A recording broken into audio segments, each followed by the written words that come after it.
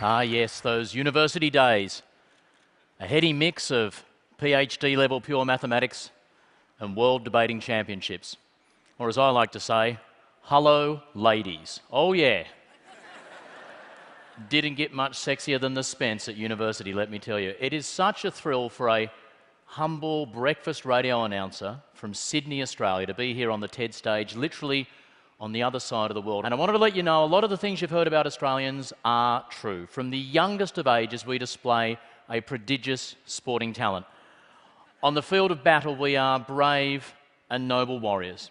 What you've heard is true, Australians. We don't mind a bit of a drink,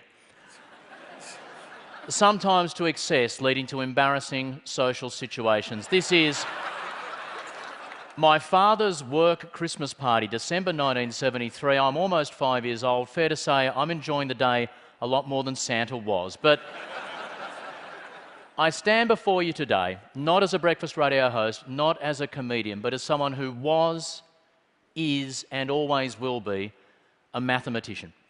And anyone who's been bitten by the numbers bug knows that it bites early and it bites deep.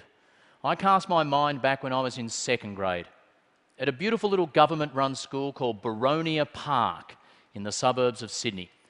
And as we came up towards lunchtime, our teacher, Ms. Russell, said to the class, "Hey, Year 2, what do you want to do after lunch? I've got no plans." It was an exercise in democratic schooling.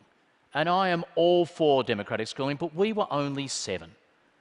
So some of the suggestions we made as to what we might want to do after lunch were a little bit impractical.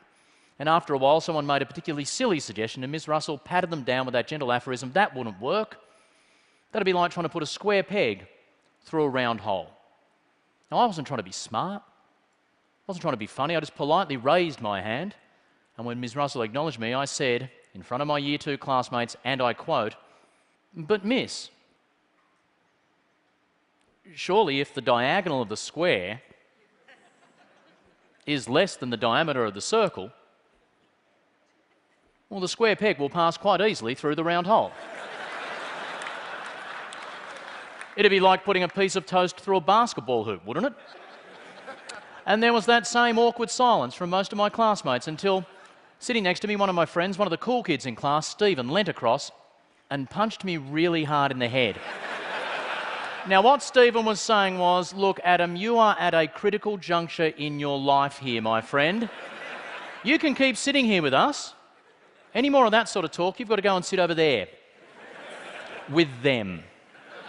I thought about it for a nanosecond. I took one look at the road map of life and I ran off down the street marked geek as fast as my chubby, asthmatic little legs would carry me.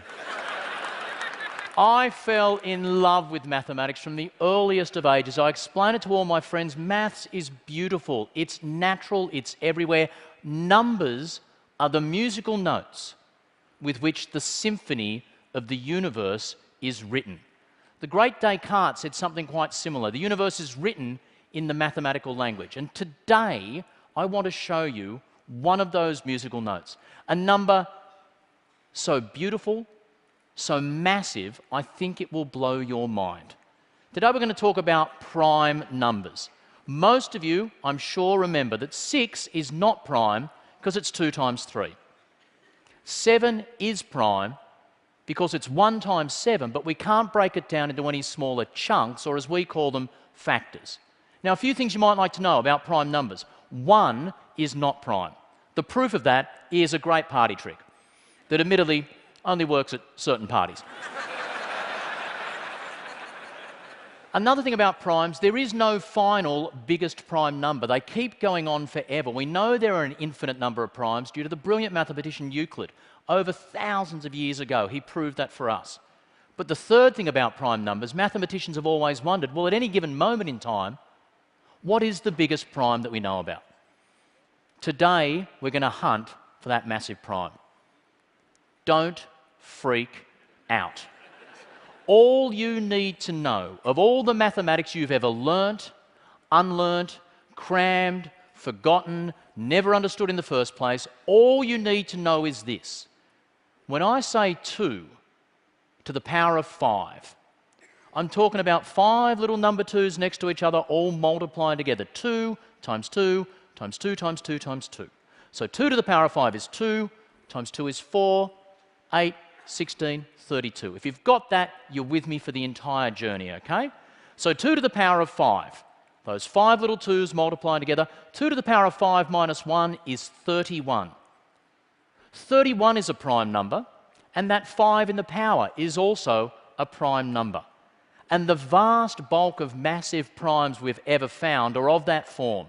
2 to a prime number, take away 1. I won't go into great detail as to why, because most of your eyes will bleed out of your head if I do, but suffice to say, a number of that form is fairly easy to test for primacy. A random odd number is a lot harder to test. But as soon as we go hunting for massive primes, we realise it's not enough just to put in any prime number in the power. 2 to the power of 11 minus 1 is 2047, and you don't need me to tell you that's 23 times 89. But 2 to the 13 minus 1, 2 to the 17 minus 1, 2 to the 19 minus 1 are all prime numbers. After that point, they thin out a lot. And one of the things about the search for massive primes that I love so much is some of the great mathematical minds of all time have gone on this search. This is the great Swiss mathematician Leonhard Euler. In the 1700s, other mathematicians said he is simply the master of us all. He was so respected, they put him on European currency back when that was a compliment.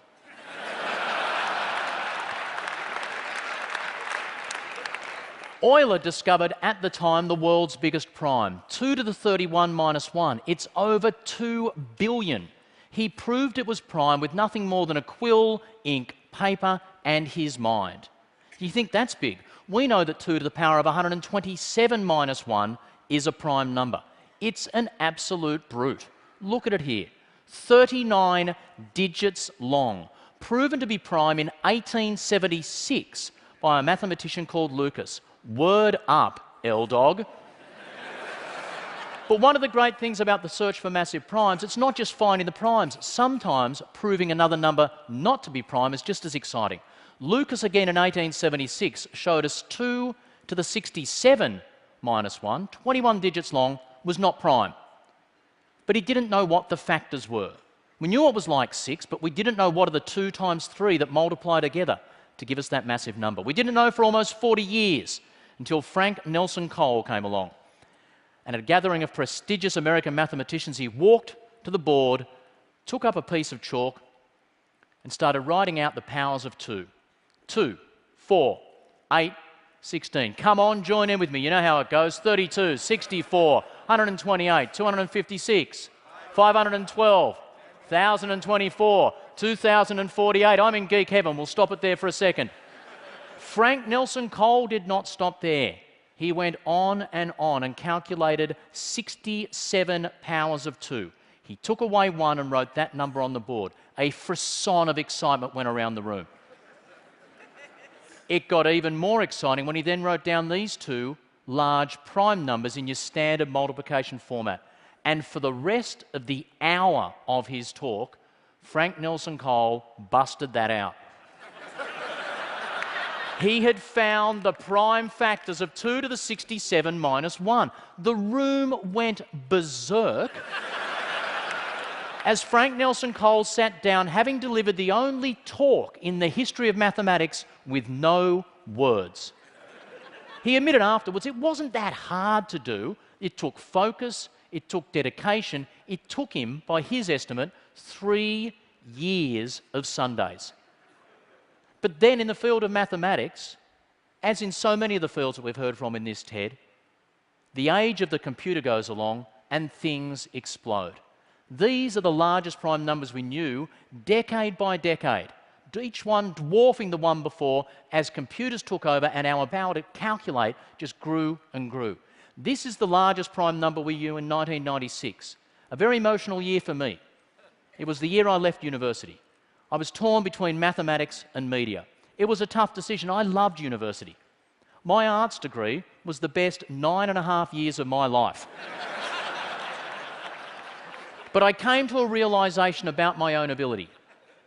Put simply, in a room full of randomly selected people, I'm a maths genius. In a room full of maths PhDs, I'm as dumb as a box of hammers. My skill is not in the mathematics, it is in telling the story of the mathematics. And during that time, since I've left university, these numbers have got bigger and bigger, each one dwarfing the last, until along came this man, Dr. Curtis Cooper, who a few years ago held the record for the largest ever prime, only to see it snatched away by a rival university. And then Curtis Cooper got it back. Not years ago, not months ago, days ago. In an amazing moment of serendipity, I had to send Ted a new slide to show you what this guy had done. I still remember when it happened. I was doing my breakfast radio show, looked down on Twitter, there was a tweet, "Adam, have you seen the new largest prime number?" I shivered, contacted the women who produced my radio show out in the other room and said, "Girls, hold the front page. We're not talking politics today. We're not talking sport today. They've found another mega prime." The girls just shook their heads, put it in their hands, and let me go my own way. It's because of Curtis Cooper that we know, currently the largest prime number we know, is 2 to the power of 57,885,161. Don't forget to subtract the 1. This number is almost 17.5 million digits long. If you typed it out on a computer and saved it as a text file, that's 22 meg. For the slightly less geeky of you, think about the Harry Potter novels, okay? This is the first Harry Potter novel. This is all 7 Harry Potter novels, because she did tend to faff on a bit near the end. Written out as a book, this number would run the length of the Harry Potter novels and half again. Here's a slide of the first 1,000 digits of this prime. If when Ted had began at 11 o'clock on Tuesday, we'd walked out and simply hit one slide every second, it would have taken 5 hours to show you that number. I was keen to do it, could not convince Bono. That's the way it goes. This number is 17,500 slides long, and we know it is prime as confidently as we know the number 7 is prime. That fills me with almost sexual excitement. And who am I kidding when I say almost? I know what you're thinking. Adam, we're happy that you're happy. But why should we care? Let me give you just 3 reasons why this is so beautiful. First of all, as I explained, to ask a computer, is that number prime, to type it in its abbreviated form, and then only about 6 lines of code as the test for primacy, is a remarkably simple question to ask. It's got a remarkably clear yes-no answer and just requires phenomenal grunt. Large prime numbers are a great way of testing the speed and accuracy of computer chips. But secondly, as Curtis Cooper was looking for that monster prime, he wasn't the only guy searching. My laptop at home was looking through 4 potential candidate primes myself as part of a networked computer hunt around the world for these large numbers. The discovery of that prime was similar to the work people are doing in unravelling RNA sequences, in searching through data from SETI and other astronomical projects. We live in an age where some of the great breakthroughs are not going to happen in the labs or the halls of academia, but on laptops, desktops, in the palms of people's hands who are simply helping out for the search. But for me, it's amazing because it's a metaphor for the time in which we live, when human minds and machines can conquer together. We've heard a lot about robots in this TED. We've heard a lot about what they can and can't do. It is true, you can now download onto your smartphone an app that would beat most grandmasters at chess. You think that's cool? Here's a machine doing something cool. This is the Cube Stormer 2. It can take a randomly shuffled Rubik's Cube. Using the power of the smartphone, it can examine the cube and solve the cube in 5 seconds. That scares some people. That excites me. How lucky are we to live in this age when mind and machine can work together? I was asked in an interview last year in my capacity as a lowercase c celebrity in Australia, what was your highlight of 2012? People were expecting me to talk about my beloved Sydney Swans football team. In our beautiful indigenous sport of Australian football, they won the equivalent of the Super Bowl. I was there. It was the most emotional, exciting day. It wasn't my highlight of 2012. People thought it might have been an interview I'd done on my show. It might have been a politician. It might have been a breakthrough. It might have been a book I'd read, the arts. No, no, no. It might have been something my two gorgeous daughters had done. No, it wasn't. The highlight of 2012 so clearly was the discovery of the Higgs boson. Give it up for the fundamental particle that bequeaths all other fundamental particles their mass. And what was so gorgeous about this discovery was 50 years ago, Peter Higgs and his team considered one of the deepest of all questions. How is it that the things that make us up have no mass? I've clearly got mass. Where does it come from? And he postulated a suggestion that there's this infinite, incredibly small field stretching throughout the universe, and as other particles go through those particles and interact, that's where they get their mass. The rest of the scientific community said, great idea, Higgsy. We've got no idea if we could ever prove it. It's beyond our reach. And within just 50 years, in his lifetime, with him sitting in the audience, we had designed the greatest machine ever to prove this incredible idea that originated just in a human mind. That's what is so exciting for me about this prime number. We thought it might be there, and we went and found it. That is the essence of being human. That is what we are all about. Or as my friend Descartes might put it, we think, and therefore we are. Thank you.